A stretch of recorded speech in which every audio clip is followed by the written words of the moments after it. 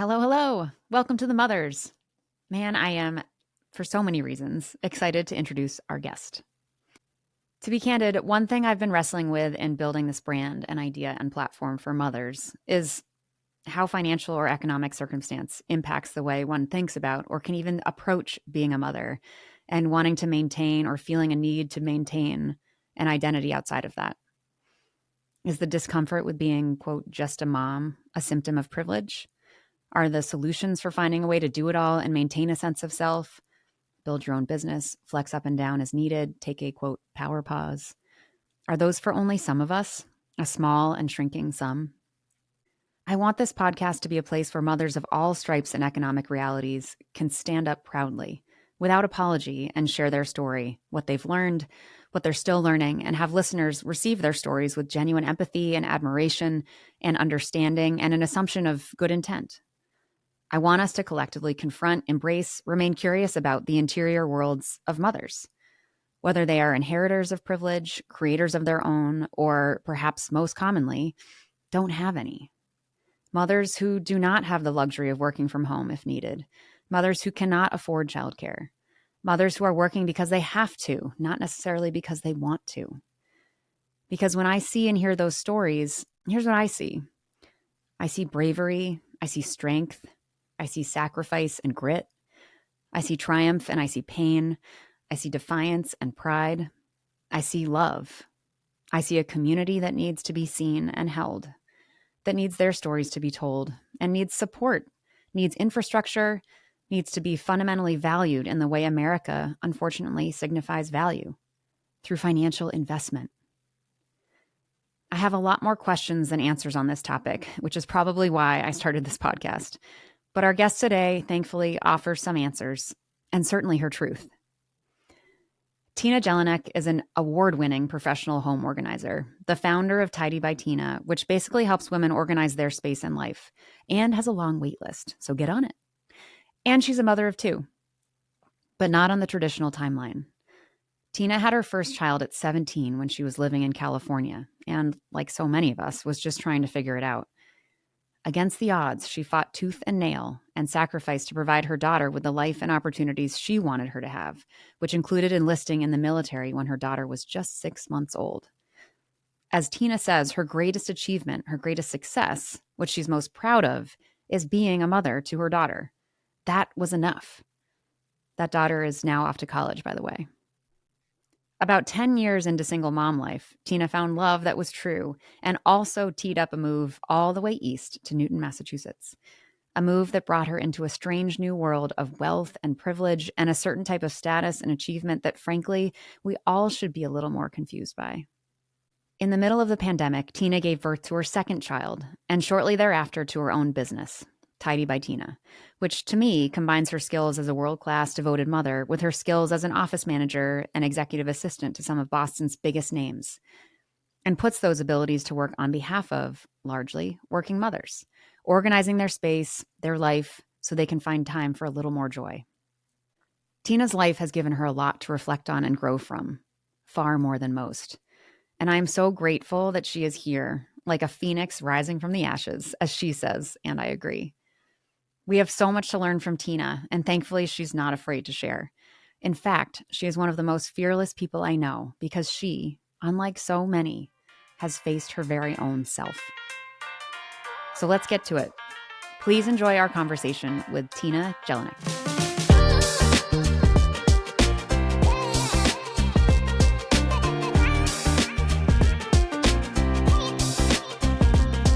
This is way better than seeing you at like some horrendous sort of sad town fair. That's the word. Wait, yeah. That's the only place we see each other at. Newton Town Fair. Yeah. It was huge. Where was that? At City Hall. Yeah. Okay. Yeah. When was this? Yeah. We went twice. I could have We gone went a 0 couple times. It was that good that we just couldn't Yes. stay away. We have to Yes. go again. Yes. We go to all of them. We hit them all up. Yes. Wait, was it like they had like rides and stuff? Is this like a fun? Like the townies come, the carnies come into town. Yes. I didn't know Newton went off like that. Oh yeah. Ooh, baby girl, like every weekend in the summer, they hit a different little neighborhood. Yes. Is that like, do all the high schoolers go by themselves without their parents? Like when At nighttime. Yeah, like at nighttime. Oh, this I didn't know. Yeah, so we like to start I love hearing people, and not just as an excuse to get someone else to describe their bio, but I really enjoy hearing people describe their own story and kind of through line that they have in it. But I'm curious, like everyone has worn many hats and had many chapters and has been evolving forever. You're probably on the higher end of chapters, especially given that you're only like 21 years old. How old are you? Oh yeah, it's like so weird, right? So yeah, 25. like tell me as you look back on it, what's your story to getting here? And if you have a through line, there doesn't have to be one, but I'm curious, like as you think about it, like what's the through line? It's pretty much everything that you're told not to do. It's pretty much how I got here today. Good. That's how I got And look, thriving. Yeah. And look, I've just made it, I figured it out along the way. Definitely no plan in place, but that's kind of like how I ended up here. Right? I feel like I've been a mom longer than I've been an adult. Yeah. Yeah. So that's really weird for me now. So we'll define adult, but yeah. Yeah, right? Like by the legal standards, right? Like yes. 18 years old. Yes. Yes. So it was literally just a bunch of failures and challenges and triumphs, and little by little, like one foot in front of the other, until like I feel like I rose from the ashes to where I am today. Yes, you're a fucking phoenix. Do you pretty much still? So you said you like I did all these failures. Do you like still see them as failures? That's so interesting because as an outsider, I do not see them that way. When you're thinking like, okay, here's my list of failures. Like, what is on that list for you? And we can then discuss whether they really are failures. Okay. So definitely one big failure, I feel like allowing my daughter to be like victim of my drinking, like top regret, top failure in my life. Yeah. But then with that always comes like, there is like a list of failures, but without them wouldn't come like my whole list of successes, right? Like the things that make me most proud about myself, which is being sober, having a daughter as a teenager, moving 3,000 miles across country away from my family and my support system, like all of these things that at the time definitely felt like a huge failure, a huge sacrifice, a huge like disappointment. Yeah. And I thankfully was able to spin that around and make it one of my biggest like I am a teen mom, everybody's, like Lonnie makes so much fun of me because she's like, Mom, people get it. Like you're a teen mom, like 18 years ago, you're not a teen mom. Right. Like, I will always be a teen mom. I am still a teen mom. So how old were you when you had Lonnie? How old is she now? I was 16 when I got pregnant as a junior in high school. Yeah. And I had her at 17 as a senior in high school. Yeah. She is now 18 as a senior in high school. It just makes me cry hearing. Do you cry? I'm just like all the time. Yeah. I'm like, what? It's just crazy. I know, and that's why I don't feel like you deserve to carry around this idea that your story is failures. Like it's triumphs. Right now. Really. I think like when I put myself against like this traditional route of like you or people that I'm surrounded with in my community now, which like did the traditional route of went to college, got, advanced degrees, went corporate and did all of that. And then I don't have that. So to me, sometimes that can feel as a failure, but then I see the life experience that I was able to gain in my teens and in my 20s that I do see a lot of women gaining now in their 30s and 40s. Yeah. I'm like, okay, well, like, thankfully I learned a lot of these lessons when I was so young. It didn't have that big of an impact on my life. Yeah. Right? Like, I was still able to, like, overcome them and move forward. And I think a lot of people who are faced with the issues that I was at a young age, because they face it later in life, it's harder to overcome. Totally. I just admire you so much. And I think I think everyone compares themselves to everybody else and like makes assumptions about things. I think your experience is far more real than I think the people that are sitting on like, oh, I wish my resume had a little like a cooler college on it or whatever. Right. It's different. It's not the same. Yeah. But I also think that's what makes you so badass and like raw and real and unafraid.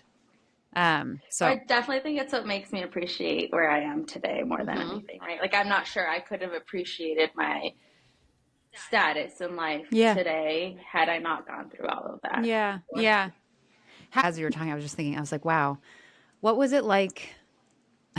It's not an easy answer, but I was thinking about the difference between becoming a mom at 16, 17, and then having your second kid later. We don't have to say how old you are, but later, still young.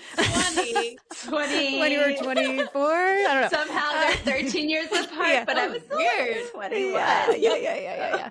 All of you guys are young, so don't feel bad. Yeah, what was it like doing it twice in very different circumstances and like Different support how did they systems, because like yes, people talk about you know, how I was to my first kid versus my second kid. When they're saying that, they're not saying I was 17 when I had my first and I was 20, 30 something when I can't do math, when I had my second. This is a profound question for you. What were the experiences like and how did they serve each other? This is such a multi-layered question and also real life experience I'm going through right now. Yeah. Now I kind of feel like I'm a little bit out, you know, she's 4 years old, so I'm a little bit out of that really deep postpartum part of it. But it has been a grieving process for not only myself, but also my firstborn who didn't have we didn't have the resources that I have today, right? Like I was a single mom pretty much for 10 years. Yes, I had help, but it was very little financial help, emotional help. It was very more like babysitting, right? So the help that I did have. And so that at the time, I didn't have the perspective or honestly like privilege to know what I was missing out on. Yeah. Right? Like I just figured like I don't have a choice, is what I have to do. I joined the military when I was 6 months postpartum after having my first. I just graduated high school. I was like, what else do I have to offer this kid? Like nothing. I can't go to college. I can't go to a 4-year college. I can't, like, I could either work a bunch of jobs or I could do this, like that, some, you know, packaged up with a pretty bow on it given to me. And so I did that. And, you know, you make these sacrifices that at the time, and I think you do this no matter what age you are becoming a mom gives you so much willpower and so much like strength. You're like, oh, I can conquer the world. Yeah. So the way that has like shown itself in both of these experiences so differently. Obviously the first time around, like I had to do that. I had to be, you know, all the parents, I had to figure it out. It was not easy at any point up until I met my now husband. Yeah. And like, you know, for 10 years, it was really tough. Yeah. And so having that experience of 10 years of really tough motherhood compared to these now 4 years of what like on paper should be perfect motherhood, but like I still have the same feeling. Yeah. That's interesting. If not even more than I did the first time, because ignorance is so bliss the first time That's around. so interesting. Tell me more. Keep going. Because you're 17, right? Yeah. So like all your friends aren't pregnant with you. There's no one to share your like your baby blues with, or like, hey, I'm having intrusive thoughts. Yeah. Or dogs. Sorry. Intrusive dogs. I mean, intrusive thoughts.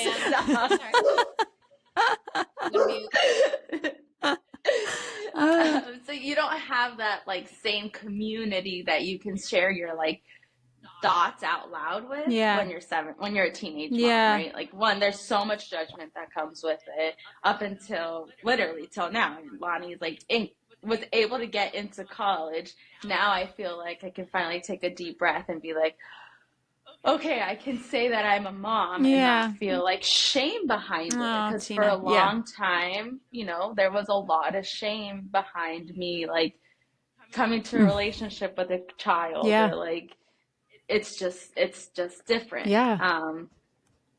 And so now having this different experience with a loving partner who's involved, who's excited, who wants to take on, you know, parenting, it's been like a grieving process, like acceptance process, a healing process, just like evolving into, for so long, like being a mom was ingrained in me and was my only identity because it was my only success I had, right? I didn't have the college, I didn't have the big job, but I knew I was a good mom. Like I knew about like nothing else. I was a good mom. So like I knew I had a great kid and I knew our bond was special and I knew like our life was a mess, but I knew we were good.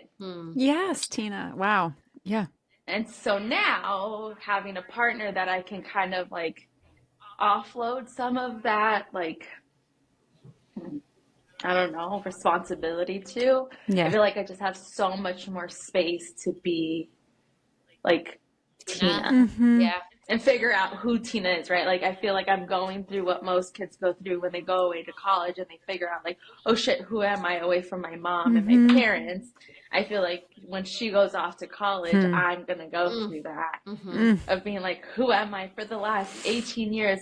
I mean, you get it, right? Like every decision, every drink you take, every meal you have, every hour you sleep, like your thoughts are, they're behind it. Right? Like you're thinking like, well, who's taking care of them if I'm doing this? So for 18 years, I've had that thought. And now all of a sudden, like, she's free to, like, I've done it. I've done my job. Obviously, I'm always going to be here for her, but just in such a different capacity where it just feels like I could take a deep breath. Like, I don't know how to describe it. It's like when you pass that SIDS, like that. Oh my God. You know, part of the newborn stage, and you're like, oh, did it, nailed it, did it. Yeah.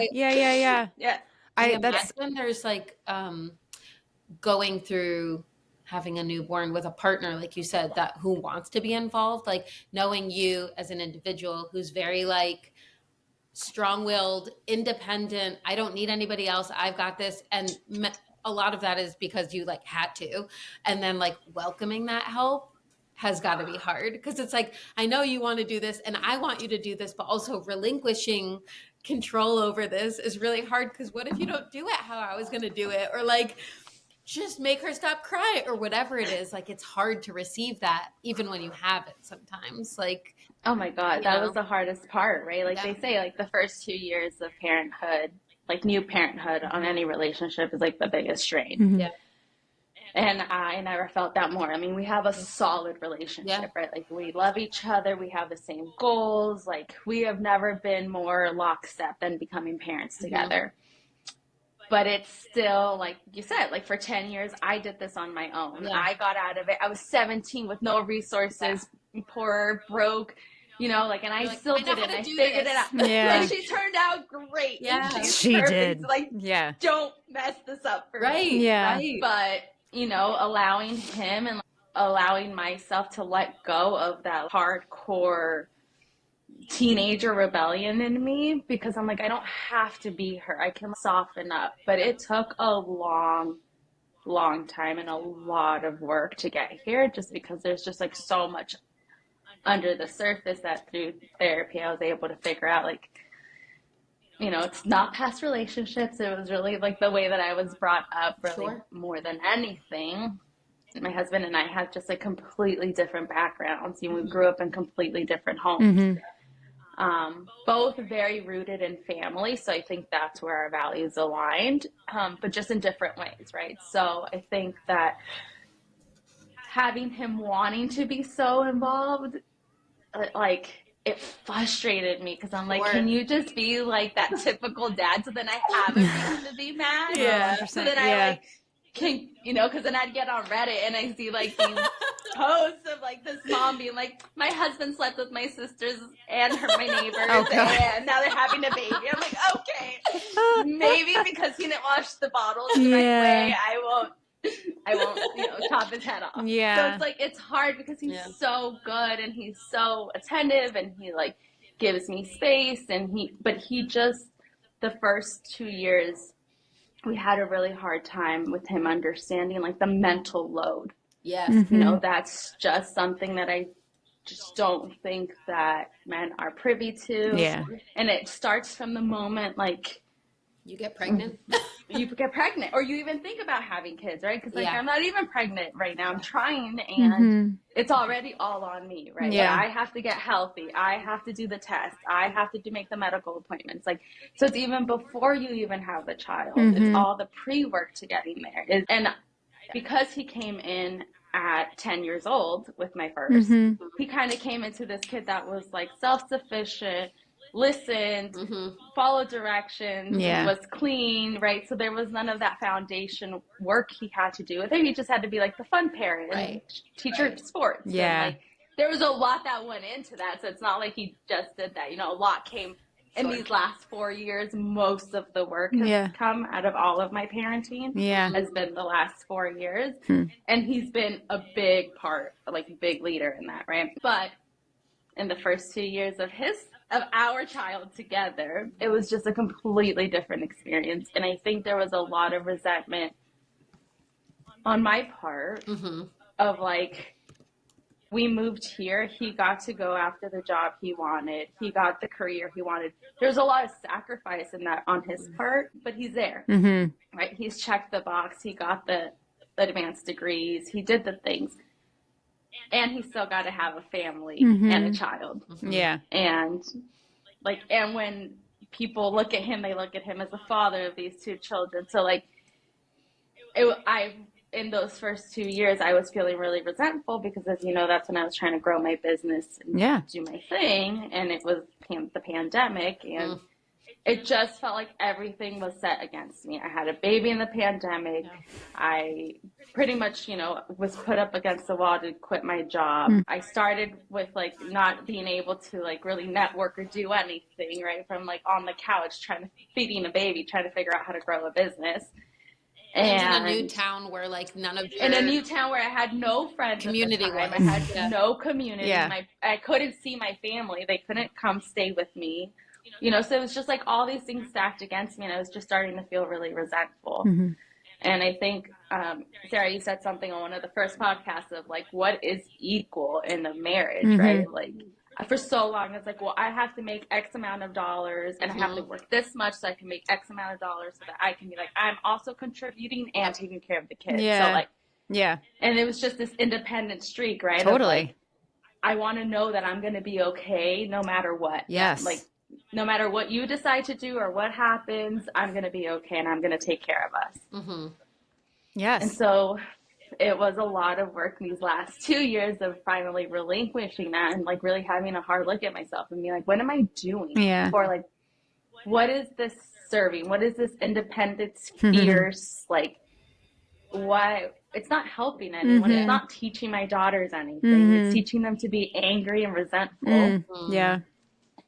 Instead of being like, wow, yeah, the first time really sucked, but the second time I got it right. Yeah. And that mentality served you. I think that was necessary. I really think people behave ways in order to survive. Like, it's a survival tactic. And then it's like unlearning those when you don't need them anymore is another layer of work. Not being in that survival mode, right? Of like being able to let go of that survival mode. And I think motherhood, you're in that survival mode. Totally. Yeah, that's true. That's true. And reminding yourself that like it's not serving anyone to be there. It's not helping your kids be any more relaxed because they feel that. They know that. Yeah. I want to go back to something that you said that was like an unlock for me, but you were talking about raising your first and talking about how being a mom, like that was your success. That was who you were. That was myself. And with such pride, being like, I don't quote have anything else, or I haven't achieved anything else. This is the thing that I have achieved. I am a mother. I am a great mom. And that's so different than I think how in other circles people think about mom and being a mom and being a mother as not something that here is, I fucking achieved this. Like this is, I am a great mother and that's enough. But I think instead it's more this endless question. And I do candidly in all of our conversations, I'm always like, is this coming from a place of just tremendous privilege where we can like sit back and think like, oh, could I be more than a mom? Like, what does that mean? But so I do want to talk about the fact that the way you're describing that experience, there's no just a mom like doesn't exist. There's no such thing as just a mom. But I'm curious between that experience and now, and as and all of us are evolving and growing, like how you think about being a mother as an accomplishment, an achievement, an identity. Like, is that different now? Is that still your leading story? And how do you think about this idea of like, oh, someone's quote, just a mom, and how do we need to prove that we're more than that? Yeah, I think for a while I was really proud of being a mom because I could see a single mom at that. I was extremely proud of that because I knew I was doing it on my own and I knew I could do it. And I was, we all like have our phases. And so she was growing up with me. That's the only thing that like, I wish were different, but it is what it is. And it wasn't until I moved to this community where that just a mom became like an insult. And I was like, wait, what?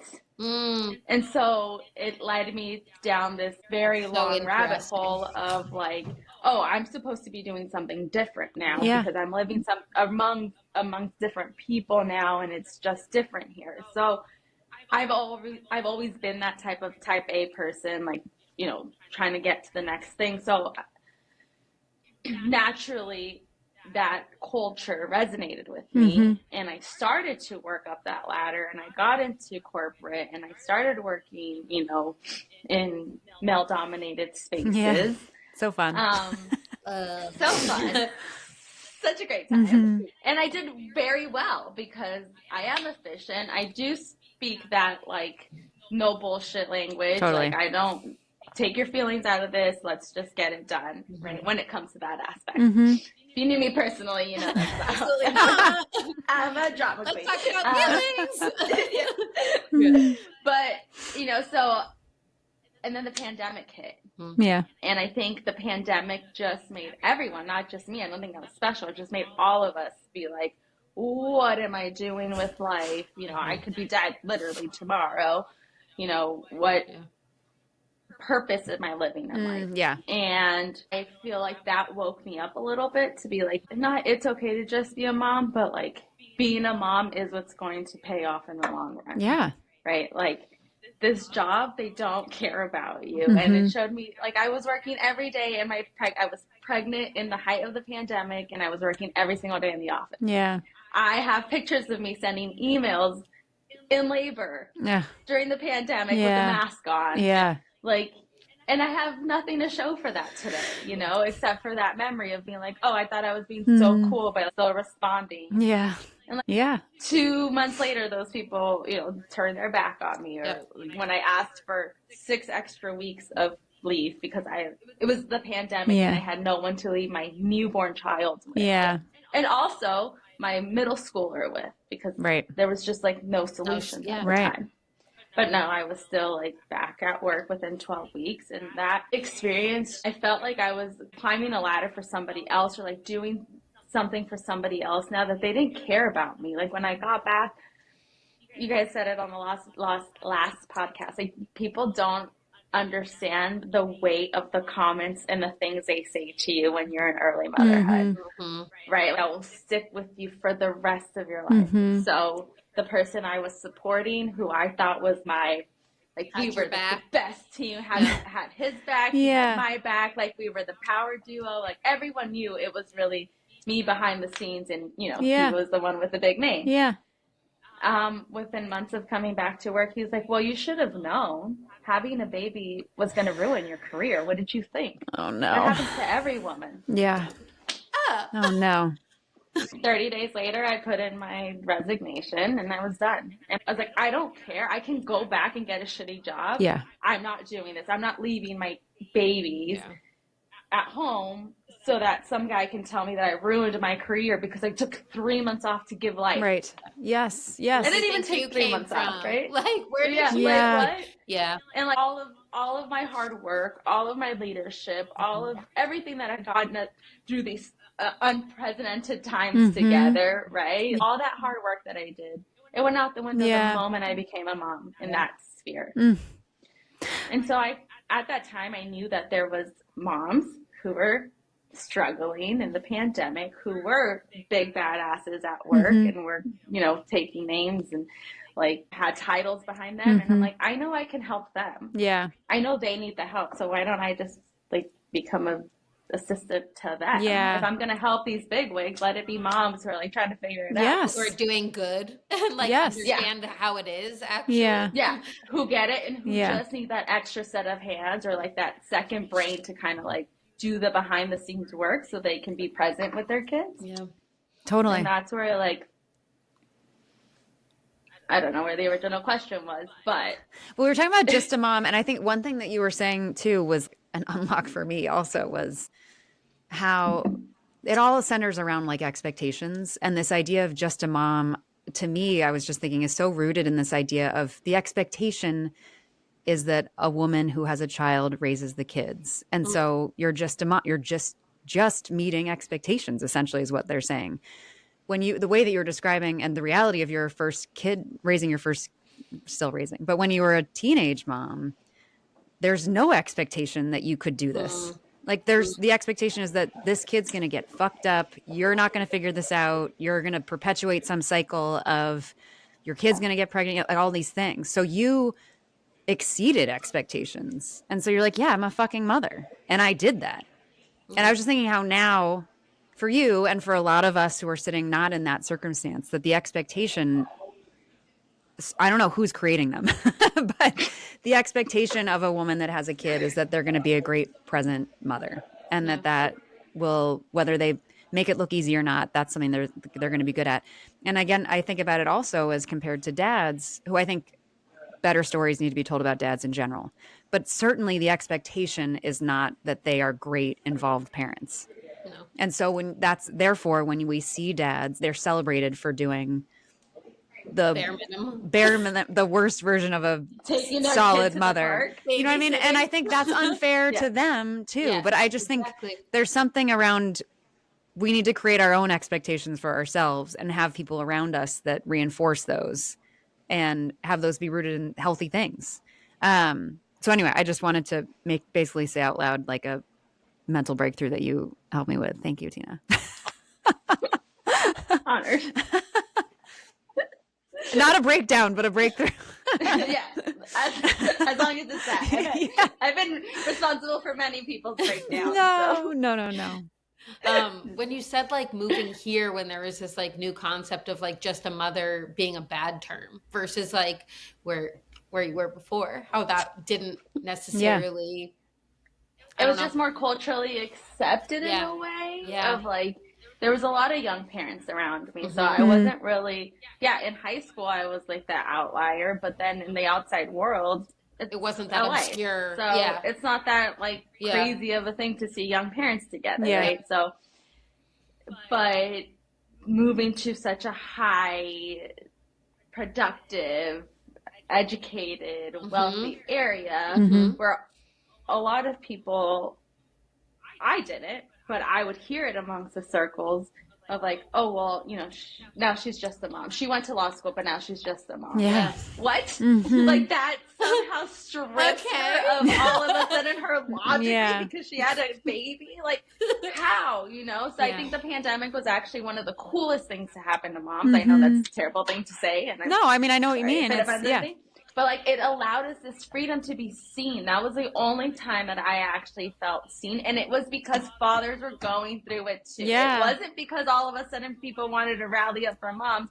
It was because like the men that I was working for and supporting would leave their homes because their whole families were yes, home. It was and they couldn't them. deal with being there, right? So they would escape to the office.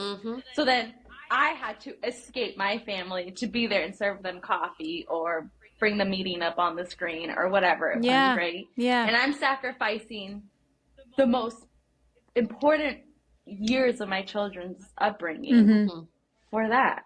Yeah. Yeah. And it's, so I don't know.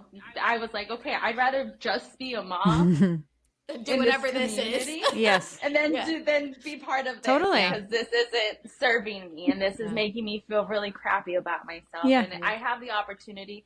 And I think it's a privilege. And I didn't have this privilege the first time around. Yeah. So it's not from a place of like ignorance that I don't know what I have. Yep. But I have the option to it now. Right? Like if my husband had it his way, I would not be working. I'd be home every single day. You know, like he just would love me to be home and just like enjoy being a homemaker. Yeah. And I love that, but I also work fulfills me. I have a purpose. I just had to find what that purpose was. Yeah. And I think that like I've always had this drive within me, and being able, because of the pandemic, and see the need of support that like moms needed at that time. We saw each other and I jumped in on it, and a bunch of moms trusted me in it. And because of that, this really cool community came out of it. Yeah. You know, and so I think that the pandemic was really tough in a lot of ways, but I do think that for moms especially, it gave us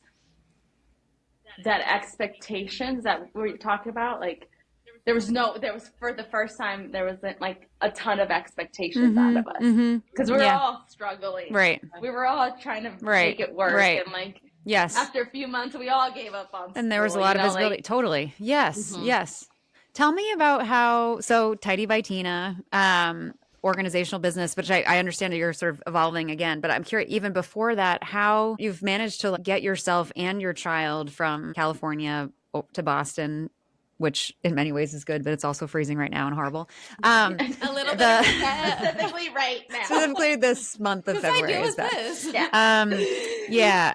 Can you talk a little bit about how the other sides of Tina, you leaned into those, and how you invested when you moved into a place where I am a rock star mother, and that is so important to me, and maybe thinking about how I want to maintain my Tina identity or discover my Tina identity and a purpose outside of that.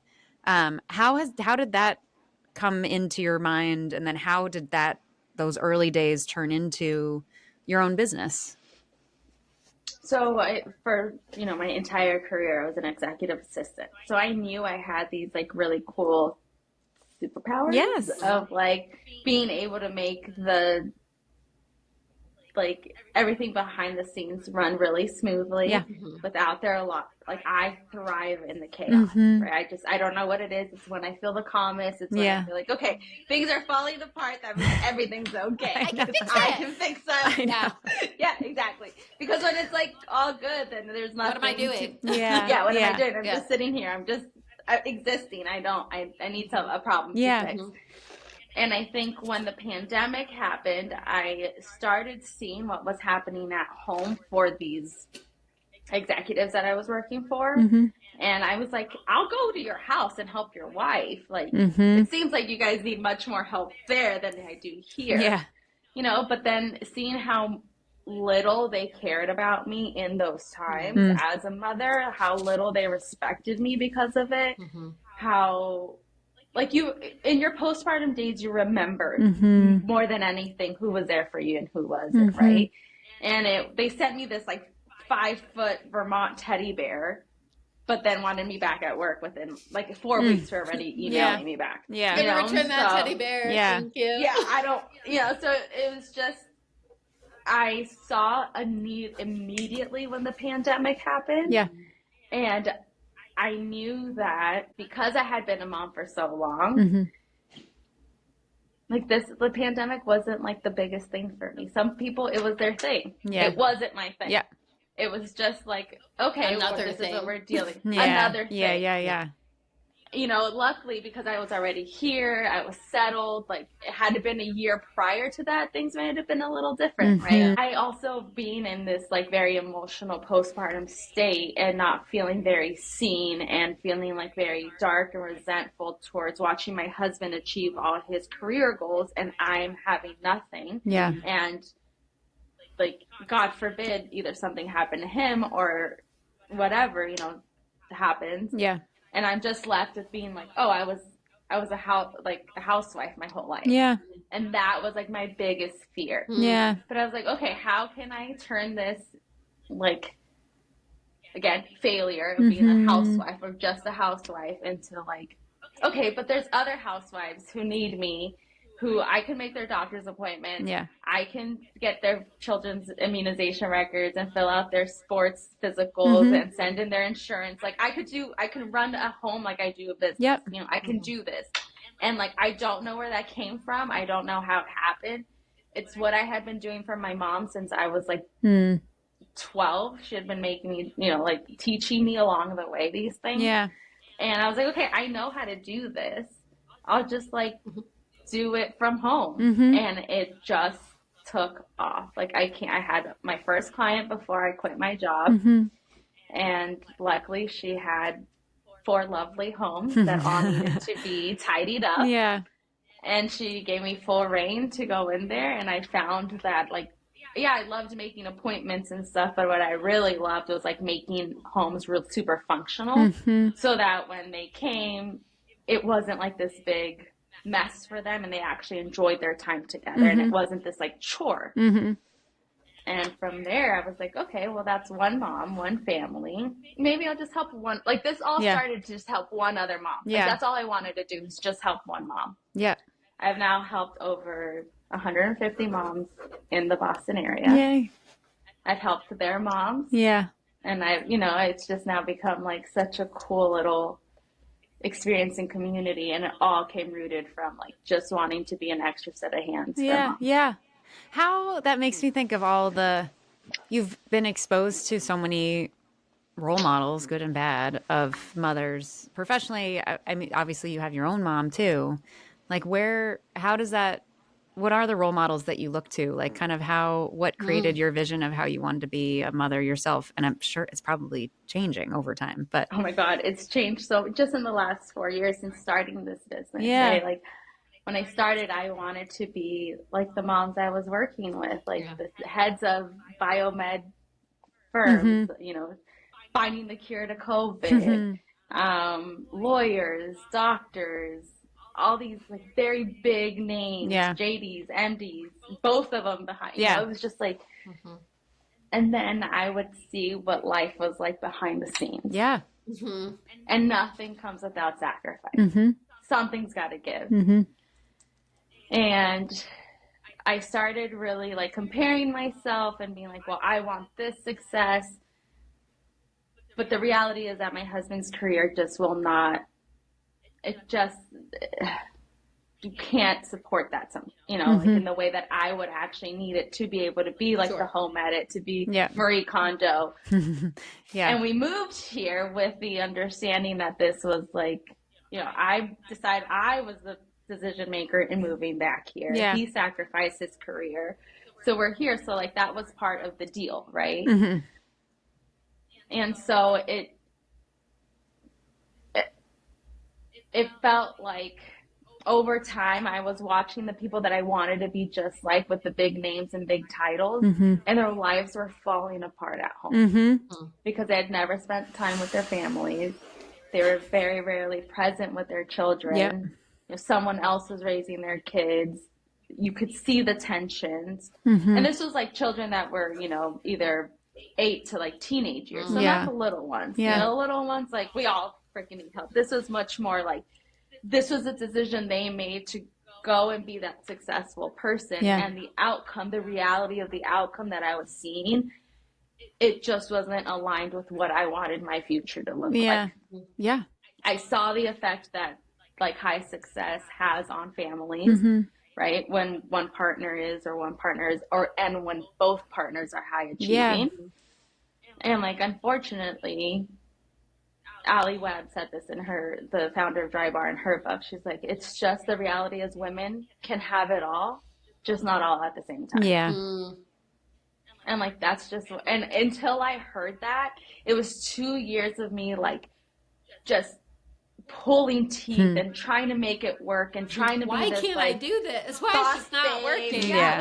Why do I have a 2-year-old, a husband who works full time or like 70 hours a week overnight? Why am I not able to work out and how does 24 hours have $1 million? Yeah. How does Beyonce have these same 24 hours?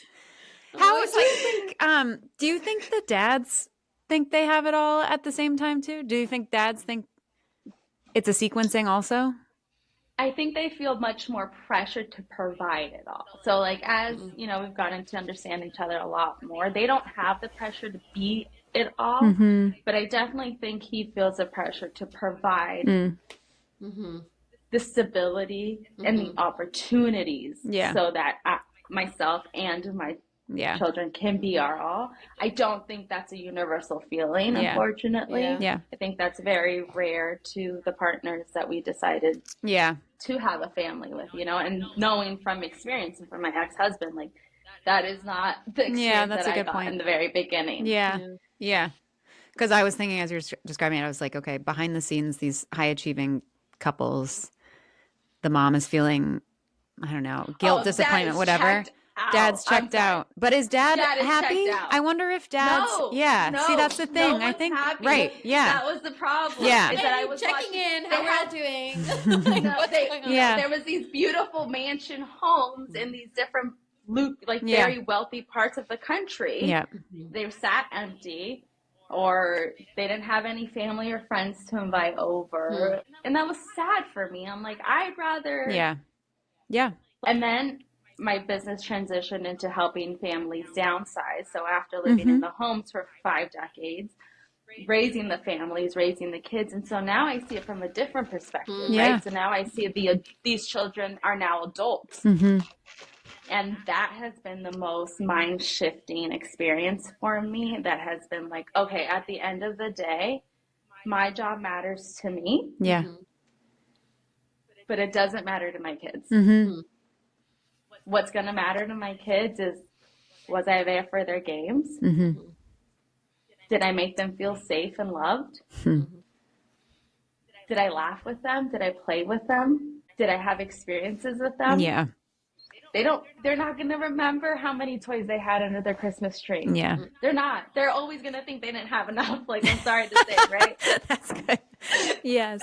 They're going to turn into teenagers, and just no matter what you do, it's not enough. It's not enough.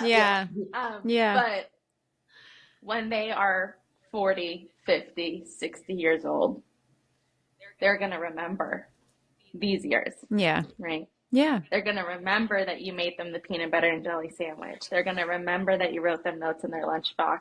Like, those are the things that I hear from adult children.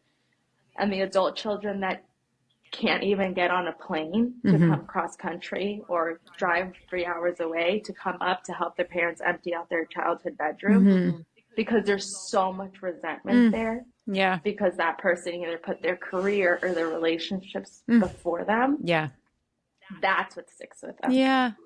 So what's the solve though? Because I think that's, everyone then goes to, okay, well then I should quit my job. But then it's like, well, but how do we pay for our life? And so I think there's some, like, it's a modifying of, I think we increasingly are in such a black and white polarized, either you have enough or you don't have enough. And I think the exercise, and I think your perspective for many reasons is so valuable, coming from not, I can say, Newton, Massachusetts, which is a very wealthy suburb, if not one of the most wealthy suburbs in Massachusetts in America. But that the alternative feels so scary, I think, for these people that have never stepped out of that high achieving, high earning world.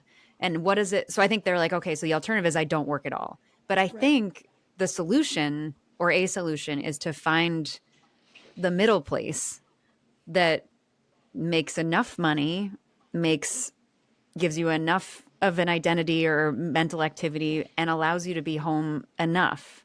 And I think we've lost track of what enough is, like what, because it always feels so scary, like we're going to not have enough. And it's fascinating that you get to see them in different phases of life and are seeing the consequences of a lot of their decisions, which I wonder what they would say, like how they would describe this. I think many of them might feel like I didn't have a choice. They didn't have a choice, especially the women of like the 80s when they were coming in corporate, right? Like I've worked for one woman who was the first banker in Boston. Yeah.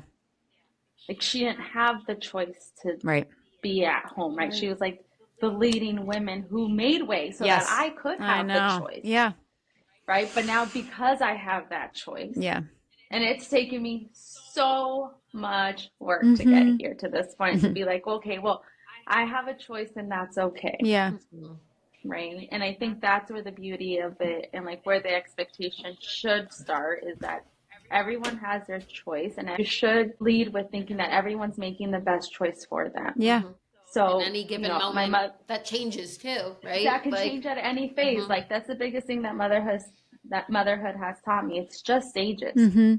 Nothing is permanent. Yeah. And because nothing is permanent, it's beautiful and awful all at the same time. Yeah. Yeah, true. Because they're only this little for this little. Yeah. And then they become teenagers and so scary. Yeah. And then they get really scared to leave the house. Yeah. Like, oh my God, you're still there. Yeah. No. Yeah. But I do think like having role models like my mother-in-law, who is she's forced to be reckoned with. You know, having her as a sounding board, and she has so much perspective, and she was that generation of women who had to either choose work or family, and the decisions she made, and how I see her living her life today, and the sacrifices she made, but then how I see her children feel about her, how much they love her, how much they respect her, and I think it's a balance, right? She gave me some sound advice when I was going through, like, just trying to figure it out. Yeah. And she said, don't give up on anything that makes you feel like you. I'm fortunate, and I know I am in a place to not have to make money from it. But I was able to find purpose. And I think that in my work, I've realized I can make a lot of money. But the more money I make, the further and further I get away from my purpose. Yeah. And I do feel like I have these really weird set of skills and they're here for a purpose. And so I've started to like, instead of climbing that ladder towards the big paycheck, it's more of just starting to dive in towards that purpose so that I can feel like, okay, if I'm going to take time away from my kids and my family, it is going to be for a purpose. Yeah. That makes me feel like me. Yes. You're amazing. I want to talk to you forever and not shift into these short answer questions because I feel like, by the way, and we've maybe said this before, you should you don't have to do anything, but you would have a really interesting book. If you guys know any ghostwriters, let me know. I can talk for days, but writing. Have you heard of Chat GPT? We'll just do this for you. Chat GPT revolutionizing my life. Yeah. I've gotten in shape and been eating a lot healthier thanks to ChatGPT. Oh, good. They need more of those stories, ChatGPT. Yeah. Maybe they're not ruining the world. Can you hook me up with your bot? Please just exactly. Give me whatever they've learned. Algorithms. Yeah, share Tina's algorithm. That's the story. Okay, we do like to close with these 3 questions that I think I'm going to cry asking them of you personally. But if you could go back and tell your new mom self one thing, what would it be? Trust yourself. Yeah. Just, the decision's super scary and very big. But just like tune out the noise. I wish I would have tuned out the noise so much earlier. Yeah. Do you, just given the remarkable circumstance of first kid and second kid, were you a new mom again when you had your second? What would you say? What would you say to her? To that mom, take care of yourself. Yeah. You guys know my pediatrician. My pediatrician saved my life. No. She looked at me when I was 6 months postpartum and said, if you don't get help, I will get you the help. And like that was the wake up call for me because I thought I was like doing such a good job hiding it. Yeah. And that was like someone who's seen me for 20 minutes and was like, enough. Yeah. So to that mom, I would say like taking care of yourself is not selfish. Mm-hmm. Taking care of yourself today means your kids don't have to take care of you later. Mm-hmm. Yes. I'm going to sit in that for a minute. Yeah. Not selfish no, well, to be all healthy and take care of yourself. Yeah. It's imperative to take that time and space. Yeah. This might... if you really love your kids, you'll take care of your health today. Yeah. This might have answered the second question, but if you could go back and provide yourself, one thing along the way that would have made it a little bit easier, what would that have been? The first time around, a loving partner. Yeah. Like the partner that I do now, who just like loves me through all of that darkness. And the second time around, I wish I had like more, like more community at the time. It was a pandemic, so like that was just really tough. And like, I think anyone that went through a pregnancy during the pandemic, we have like. Yeah, totally. I know. I was thinking about it even today coming back, and it's like, I was like, I think I'm still not well from that. Hold on a second. That was recovery. Yeah. Okay, this is going to be a tearjerker. Your kids may be listening, or one of them, and they both maybe one day will. Anything you'd like to say to them? Oh my God, so much. But I'm definitely like, I am me because of you. And you'll never be in this world without me. Yeah. Damn it, Tina, I'm crying. Okay. This is so good. Thank you for being so bold and sharing all these things. I hope so. This is great. You guys are doing great. You're doing great. Thank you. You were like the first person that got it and was enthusiastic about it and understood why. And so thank you so much for believing. And I just think, thank you so much for being you, because it really does. You're such a role model to so many people, and you probably don't even know. That's not something I would ever think. Yeah, no, you really are. Because I mean, I just admire people that have figured themselves out and are constantly figuring themselves. But like kind of doing that, understanding who you are is the first step and the hardest thing to do, and being honest about that. And I think once you've kind of done that, or have opened up a channel of communication with yourself, then you can be who you want to be in the world. And I think that you do that. You are doing that. You're fighting to do that all the time. Yeah. And it's really, really beautiful. And your kids are so lucky. Both of them, each time for different and only growing reasons. Yeah. And your silly husband too. So silly. He was like, Sarah Brown is a mug person. Like, she's just driving with the full mug. Oh my God, I'm so glad you saw that.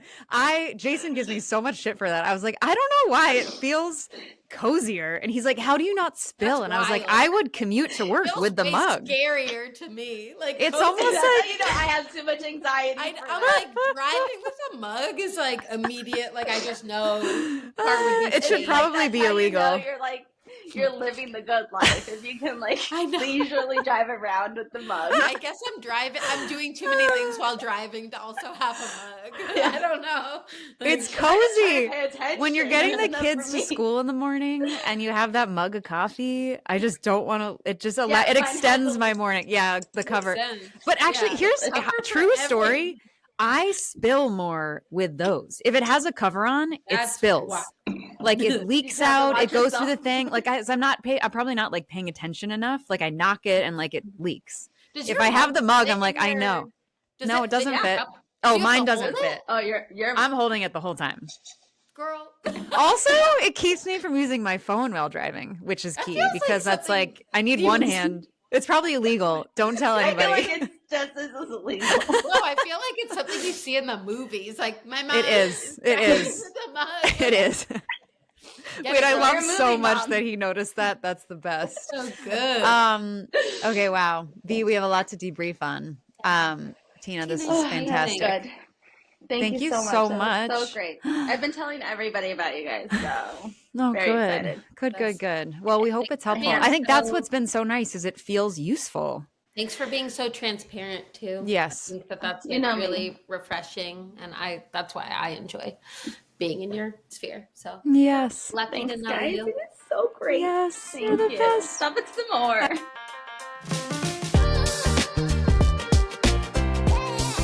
Wow. Okay. Tina.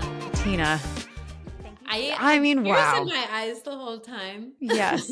I mean, she took it there from the get-go, which is true to her, where she was just like, I'm not holding back. I have a lot of experiences and a lot of feelings about them that are all totally justified. And she could probably have more feelings about, like, there's just so much. Yeah. And such a survivor mindset mentality. Yeah. Which, as she's talked about, is a strength and a vulnerability, like in learning when you need to turn that on and when you don't need to turn that on. And I'm impressed that she's done all the work to be thinking about that. Yeah. And then I was also really moved by the description of her experience as a mother the first time around as a teenage mom. And then second time around as a no longer teenage mom, living in a different financial circumstance and a different state. And how that shift really affected how she thought about the value of being a mother. Yeah. Like I wouldn't have immediately, I'm so glad she said that, because I think people need to know that. Well, it's so easy to be like, to forget about that when you are in this sphere. You've never been out of this sphere. Like, this is where you live. Yeah. So this is what you're surrounded by. And to think that other people have different experiences, values, I don't know, normalcy, like, it makes sense. It was really beautiful to hear that. Something that like hurt my heart was like when she started and she was like, oh, my failures. And I was like, I know, I'm a story of making failures. Totally. And I was like, what failures? Like, I it's know. all just life experiences and obstacles and challenges, whatever. But she's so amazing. Yes. And I think for her, there's a lot of my reflecting on her story. Like, there's that feeling of shame. It seems like so pronounced for her around some of the things. What she was describing as failure are the things that she felt very shameful about. And failure doesn't have to be a shameful thing, and shameful things don't have to be failures. And I just see her as such a striving story. And I think wherever you're starting from, everyone's striving. I think for some people that's more, quote, obvious, but I think everyone's trying to get to some place or figure something out or get out of a circumstance. And I think people that have a more extreme experience of that have so much useful wisdom for people that are doing that in potentially a more plush, privileged place. But like the need and the desperation to figure it out and figure yourself out, I think that's fairly universal. Mm-hmm. So I'm glad that she's out there sharing her story and so willing to. Also, something fun and this like common thread that has been coming up in our conversations with other people. We just talked about this with April, of what is her outlet that she can come back to herself. And she mentioned something about like, I'm the best me so that I could be the best mom. I forget exactly what Tina had said, but that she found this purpose and value within serving and showing up for these other moms in the way that like perhaps she needed or enjoys doing, and it gives her that, you know. Yeah, totally. And also like interesting that her work, because for the beginning she was so proud of being a mom and like that is my success. Mm-hmm. And then it was so interesting to see her essentially taking that mom skill set professionally and helping other mom, like her professional existence is around being a incredible mom and helping other people be better moms. And again, I just love this, like people always writing their story like again and again and again. And this thing, the backstory for her that she describes as a failure and a source of shame is actually like a source of, and I think she knows this, but is also a source of strength and opportunity and growth. And like just what Robin Arzon, my favorite person on the bike, she talks about this, like, I don't know, it's sort of the alchemy of turning your trauma into shit. What does she say? Taking the bad and making it good, but she says Robin, it in a much better way. Robin, call me later. I'll get on the bike. You can remind me what it is. But it like gets me so fired up to see people that go from a place of disappointment, failure, shame, whatever, and figure it out and come out on the other end anyway. It doesn't necessarily mean that they like succeeded in the thing they failed at, but I love people that come out the other end and are like, and have a new perspective about what happened. Yeah. That makes them closer to who they are and a better version of themselves. Like that's the point.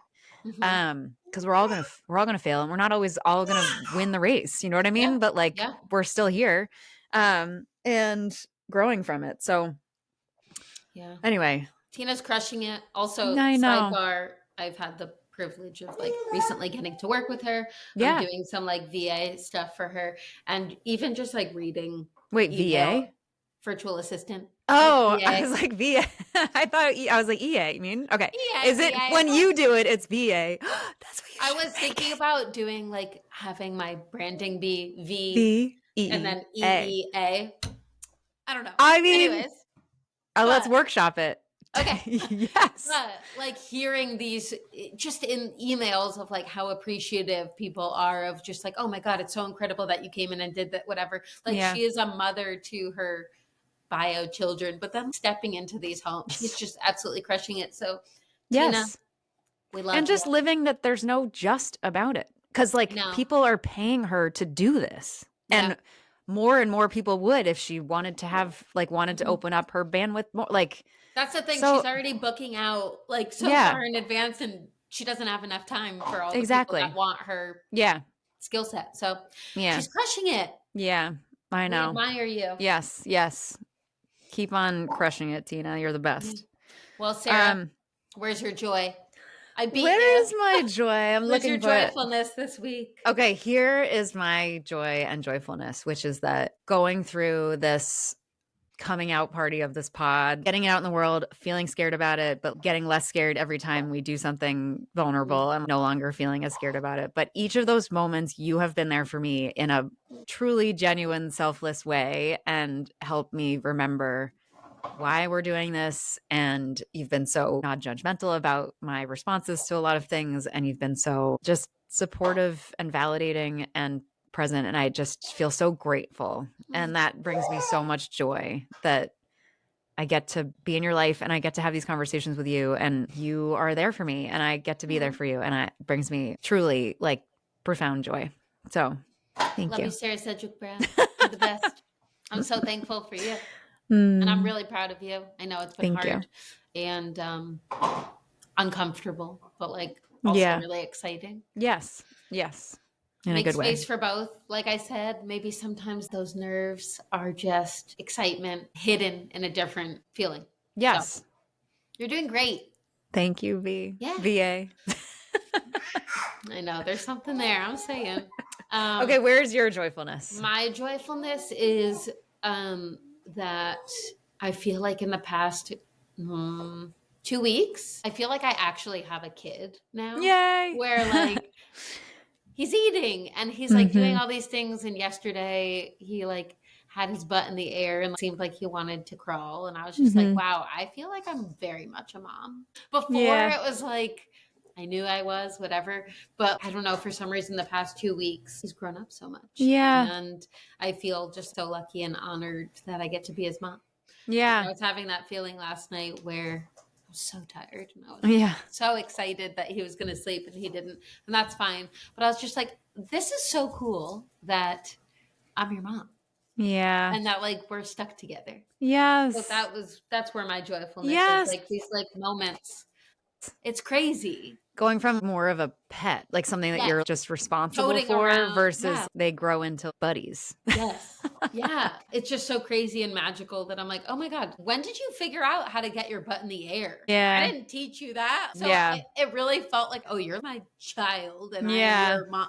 I don't know. You've always been so good at seeing, and this is why you were such a great nanny and are such a great mom now, but like you see, most people look at a lot of things a baby does and be like, man, eventually they'll walk. But you'll be like, how cool is it that they can get their butt in the air? Like, you just find the little baby moments really impressive. They're noteworthy to you. Whereas 100%. Most people are like, okay, on to the next. When are you going to talk? That's so interesting. No, and that's so good. Like you find joy in it, especially even at 3 a.m. Totally. No, I think I just feel so like lucky and happy to be here. I'm just happy to be here. I'm just happy he's here. I don't know. Like, I just feel I'm so excited for what's to come. And I'm so excited that this stage is so awesome. Yeah. Like, I feel like I'm excited for every day. Yeah. I'm like, ooh, what's going to happen today? Or maybe it's going to suck and that's okay. Yeah. Like, yeah. It's all the world is full of surprises, full of magic. It is. Amazing. Well, thanks for hanging with me, chatting with Tina. Thanks for all of this. Thanks for chatting with us. You. I love that your child wants to participate too. I feel like. No, sorry. He's in the No, not in a bad way. I want to hear him. Got a lot to say. I know. He's inspired. Okay, cool. You go out and have a crush day. Love you. You go out and have a wonderful day. You have a crush day, girl. Crush day, new hashtag. There it is. We figured it out. Okay. Before I say more dumb things, I'm going to stop recording. Yeah.